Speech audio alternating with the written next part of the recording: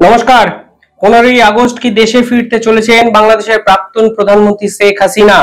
কারণ আপনারা ইতিমধ্যেই জানেন তিনি দেশে ফেরার জন্য একাধিক নেতামন্ত্রীর সঙ্গে যোগাযোগ করেছেন। ফেসবুকে কি লিখেছেন শেখ হাসিনা? তিনি লিখেছেন, ভাই ও বোনেরা, 1975 সালে 15ই আগস্ট বাংলাদেশের রাষ্ট্রপতি জাতির পিতা বঙ্গবন্ধু শেখ মুজিবুর রহমানকে নির্মমভাবে হত্যা করে। তার প্রতি গভীর শ্রদ্ধা জানাই। একই সাথে আমার মা বেগম ও আমার 3 ভাই মুক্তিযোদ্ধা ক্যাপ্টেন শেখ কামাল, মুক্তিযোদ্ধা লেফটেন্যান্ট শেখ জামাল, কামাল ও জামানের নবপরিণীতা বধূ সুলতানা কামাল ও রেজি জামাল, আমার ছোট ভাই যার বয়স মাত্র 10 বছর ছিল সেই শেখ রাসেলকে নির্মমভাবে হত্যা করে। আমার একমাত্র চাচা মুক্তিযোদ্ধা পঙ্গু শেখ নাসের, রাষ্ট্রপতির military secretary brigadier Jamal Uddin, police officer Siddiqur রহমানকে নির্মমভাবে হত্যা করা হয়। শ্রদ্ধা জানাই মুক্তিযোদ্ধা শেখ ফজলুল হক মনি ও তার অন্তঃসত্ত্বা স্ত্রী আরজুমনি, কৃষিমন্ত্রী মুক্তিযোদ্ধা আব্দুর রব, তার 10 বছরের ছেলে আরিফ, 13 বছরের মেয়ে বেবি, 4 বছরের নাতি সুকান্ত, ভাইয়ের ছেলে মুক্তিযোদ্ধা সাংবাদিক শহীদ, ভাগ্নে রেন্টু সহ অন্যান্যকে। পরিষ্কারভাবে উনি বার্তা দিয়েছেন, দেশের যেখানেই উনি থাকুন না কেন, শহীদ যারা হয়েছিলেন তাদের প্রতি উনি শ্রদ্ধাশীল এবং বাংলাদেশকে আরো একবার সেই নৃশংস হত্যার কথা তিনি মনে করিয়ে দেওয়ার জন্যই এই ফেসবুক পেজ করেছেন বলে অনেকে মনে করছেন। এরপরে উনি কি লিখেছেন?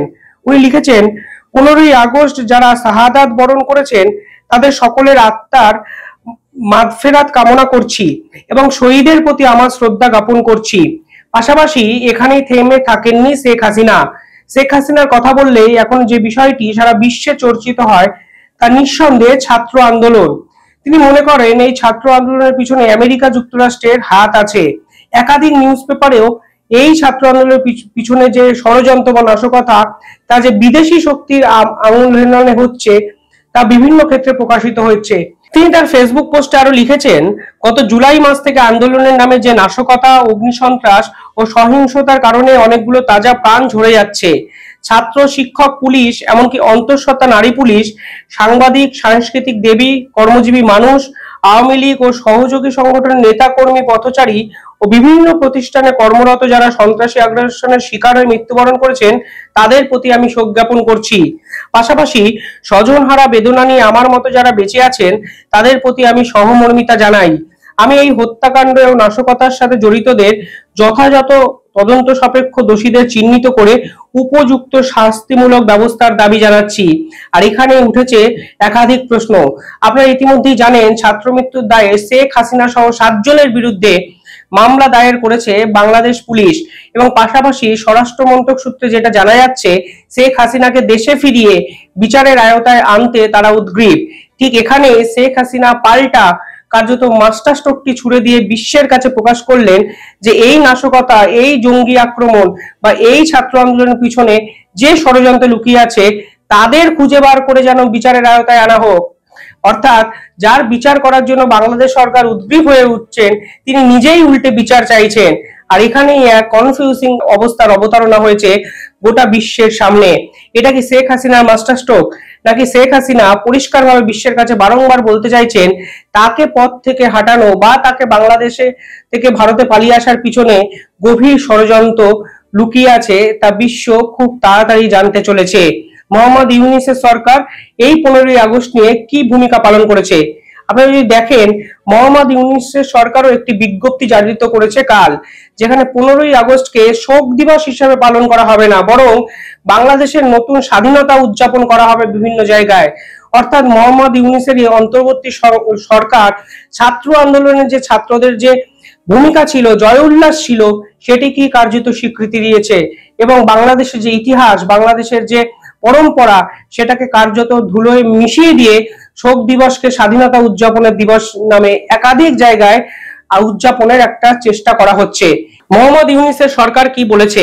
কাল সরকারি বিজ্ঞপ্তিতে তারা জানিয়েছে উপদেষ্টা পরিষদের সাথে রাজনৈতিক দলগুলোর সংলাপে ব্যাপক ঐক্যমতের ভিত্তিতে জাতীয় শোক দিবস উপলক্ষে ঘোষিত 15ই আগস্ট এক সাধারণ ছুটি বাতিলের বিষয়টি অধ্যকার উপদেষ্টা মণ্ডলীর বৈঠকে অনুমোদিত হয়েছে।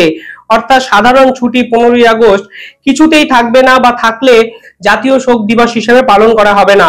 ছাত্র জনতার সাম্প্রতিক গণ অভ্যুত্থানের আহতদের চিকিৎসা এবং শহীদ পরিবারকে সহায়তা প্রদানের উদ্দেশ্যে স্বাস্থ্যসেবা বিভাগের উদ্দেশ্যে বৈষম্য বিরোধী ছাত্র আন্দোলনের প্রতিনিধি, অর্থ বিভাগ, সমাজ কল্যাণ মন্ত্রণালয়, মাধ্যমিক ও উচ্চ শিক্ষা বিভাগ, কারিগরি ও মাদ্রাসা শিক্ষা বিভাগ, প্রাথমিক ও গণশিক্ষা মন্ত্রণালয় সহ সংশ্লিষ্ট অন্যান্য মন্ত্রণালয় প্রতিনিধিদের সমন্বয়ে একটি কমিটি গঠন করা হবে। এই কমিটি ছাত্র জনতার সাম্প্রতিক গণ অভ্যুত্থানের আহতদের চিকিৎসা এবং শহীদ পরিবারকে সহায়তা প্রদান করবে। পরিষ্কারভাবে তারা শেখ হাসিনা এবং মুজিবুর রহমানের পরিবারের যে আত্মগরিমা এবং স্বাধীনতার সঙ্গে জড়িত যে ইতিহাস, তার আগে কার্যত সেটাকে নস্যাৎ করছেন। ঠিক তখনই শেখ হাসিনা আবার লিখেছেন 15ই আগস্টকে কেন্দ্র করে, তিনি লিখেছেন, আপনাদের কাছে আমার আবেদন, যথাযথ মর্যাদার সাথে গম্ভীর পরিবেশে জাতীয় শোক দিবস 15ই আগস্ট পালন করুন। বঙ্গবন্ধু ভবনে পুষ্পমালা অর্পণ ও দোয়া মোজানাত করে সকলের আত্মার মাগফিরাত কামনা করুন। মহান আল্লাহ রাব্বুল আলামিন বাংলাদেশের মানুষের মঙ্গল করুন। খোদা হাফিজ। জয় বাংলা, জয় বঙ্গবন্ধু। এর আগে ঠিক আগের প্যারাটায় আপনারা যদি দেখেন, তিনি কিভাবে শেখ মুজিবুর রহমানের বাড়ি অবধি পুড়িয়ে দেওয়া হয়েছে সেই ঘটনার বিবরণ দিয়েছে। কার্যত একদিকে মোহাম্মদ ইউনূসের এই সরকারি বার্তা, যেখানে 15ই আগস্টকে মান্যতাই দেয়নি বর্তমান সরকার, ঠিক পাশাপাশি শেখ হাসিনার তার আওয়ামী লীগ সহ বাংলাদেশের যে মানুষ, তাদের উদ্দেশ্যে বার্তা এক যুদ্ধের পরিবেশ সৃষ্টি করেছে। অনেকে আবার প্রশ্ন তুলছেন যে বাংলাদেশে না থেকে ভারতে থাকা সত্ত্বেও শেখ হাসিনা ঠিক কিভাবে এত মনের জোর বা এত সাহস দেখাতে পারছেন। অনেকে বলছেন ভারত পাশে থাকায় শেখ হাসিনার কাজটি নাকি অনেকাংশে সহজ হয়ে উঠেছে। কারণ আপনারা জানেন, ভারতের সঙ্গে বাংলাদেশের সম্পর্ক শুধুমাত্র মৌখিক নয়, ব্যবসায়ী সহ একাধিক বিষয়ে বাংলাদেশের মানুষরা ভারতের উপর ভীষণভাবে ডিপেন্ডেন্ট। সেখানে বাংলাদেশের নতুন সরকার কোনোভাবেই চাইবে না ভারতের সঙ্গে যেন বাংলাদেশের সম্পর্কটা খারাপ হয়, এবং সেটি জেনেই নাকি শেখ হাসিনা কার্যত একের পর এক বোমা ফাটাচ্ছেন নতুন অন্তর্বর্তীকালীন সরকারের দিকে। নতুন অন্তর্বর্তীকালীন সরকার এখনো ভারতের বিরুদ্ধে সে অর্থে কিছুই বলতে পারেনি, কারণ একটাই, ভারতের বিরুদ্ধে মুখ খোলা সাহস বা সম্ভ্রম এখনো তারা দেখাতে পারছে না। বর্ডার নিয়ে কাল এই একটি মিটিং এ কার্যত বিএসএফ ও হুঁশিয়ারি দিয়েছে, অনুপ্রবেশকারীরা বা বাংলাদেশিরা যেন বর্ডারের কাছে না আসে, তাহলে কিন্তু বিএসএফ কড়া অ্যাকশন নিতে পারে। সব মিলিয়ে ব্যাকফুটে মোহাম্মদ ইউনূসের এই অন্তর্বর্তীকালীন সরকার। এবার প্রশ্ন হলো, 15ই আগস্ট দিনটিকে কেন মান্যতা দিতে চাইছে না অন্তর্বর্তীকালীন সরকার? ধরুন ভারতে এখন বিজেপি সরকার আছে, তা সত্ত্বেও কি আমরা গান্ধীজির জন্মদিন পালন করি না? কিংবা 2রা অক্টোবর আমরা কি গান্ধী জয়ন্তী পালন করি না? এছাড়া এই নিদর্শন কেন থাকবে? 15ই আগস্ট তো একটা দেশের ইতিহাসকে মান্যতা দেয়। 15ই আগস্ট কি শুধু বাংলাদেশের?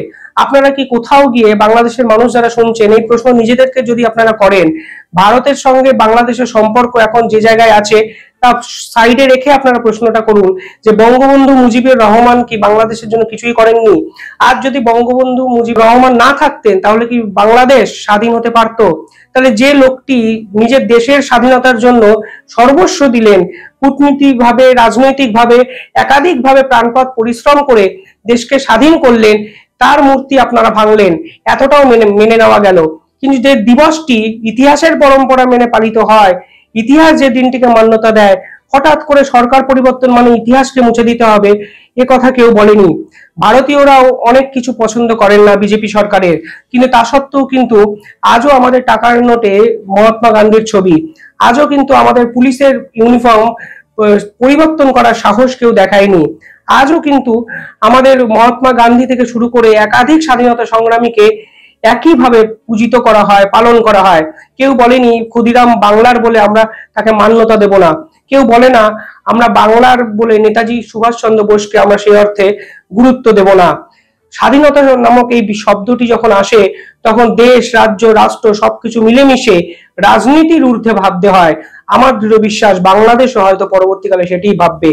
শেখ হাসিনার প্রতি অনেক রাগ থাকতে পারে, ক্ষোভ থাকতে পারে, ওনার বিরুদ্ধে দুর্নীতির একাধিক অভিযোগও থাকতে পারে, কিন্তু দিনের শেষে বঙ্গবন্ধু মুজিবুর রহমানের নাম এখনো উচ্চারণ করলে সমর্থকভাবে বাংলাদেশ শব্দটিও উচ্চারিত হয়, বা বাংলাদেশ নামক শব্দটি উচ্চারণ করলে তার স্বাধীনতার ইতিহাস কখনো লেখা হলে শেখ মুজিবুর রহমানের নামও লেখা হবে। তাই শেখ মুজিবুর রহমানকে মান্যতা দেওয়া হোক, 15ই আগস্ট শোক দিবসই পালন করা হোক।